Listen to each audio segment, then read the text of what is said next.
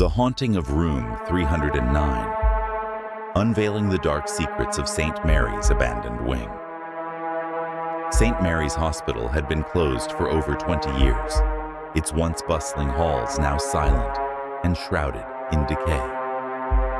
Urban explorers often dared to wander its abandoned corridors, drawn by tales of unexplainable phenomena.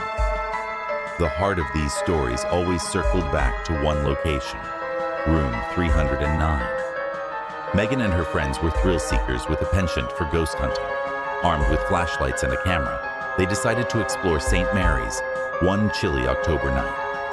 The hospital was a maze of crumbling walls and graffiti, but it was the oppressive silence that unnerved them the most. Every step echoed too loudly, as if the building itself was alive and listening. When they reached room 309, the air grew colder. The door, slightly ajar, creaked ominously as Megan pushed it open. Inside, the room was oddly intact, a bed with rusted metal rails, a dusty chair in the corner, and an old chart still hanging on the wall. What caught Megan's eye, however, was the large, cracked mirror opposite the bed.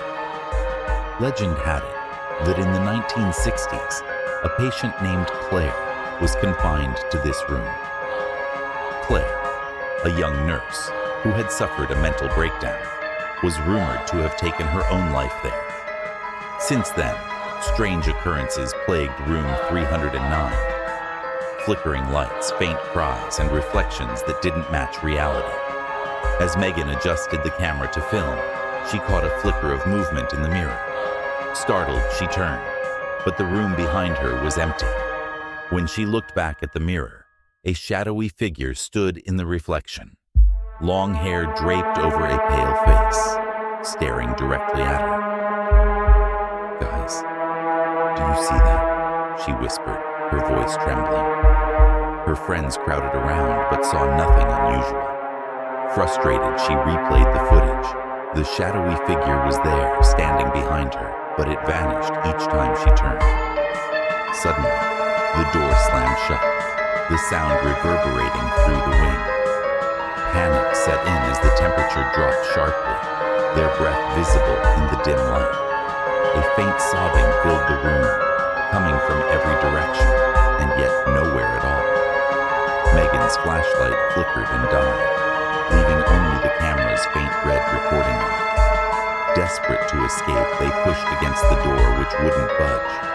In the chaos, Megan glanced back at the mirror and froze. The figure was closer now, its hand pressed against the glass as if trying to break through. With a final shove, the door flew open, spilling them into the hallway. They didn't stop running until they were outside, gasping for air under the cold night sky. When they reviewed the footage later, the last frames showed the figure stepping out of the mirror, reaching toward Megan, just as the recording cut out. None of them ever returned to St. Mary's. But locals say the sobbing in room 309 continues, and those brave, or foolish, enough to look into the mirror might find Claire still waiting. Her story